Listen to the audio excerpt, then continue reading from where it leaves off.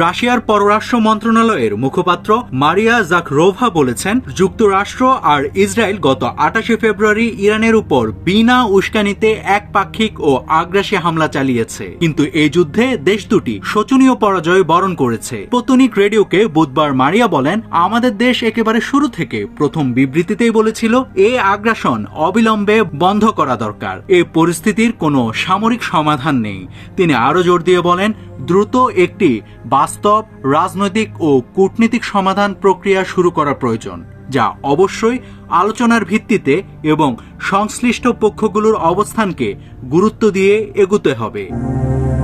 এদিকে 2 সপ্তাহের যুদ্ধবিরতিতে সম্মত হয়েছে যুক্তরাষ্ট্র ও ইরান। এই যুদ্ধবিরতিতে যেতে ইরানের কাছে যুক্তরাষ্ট্রের চাওয়া ছিল হরমুজ প্রণালী খুলে দেওয়া। সে শর্তে রাজি হয়েছে ইরান, তবে একই সাথে তেহরান 10টি নতুন শর্ত দিয়েছে। সে 10টি শর্তে আলোচনা করতে শুক্রবার পাকিস্তানে বসবে যুক্তরাষ্ট্র ও ইরান। নাভিদ হাসান, সোনালী নিউজ।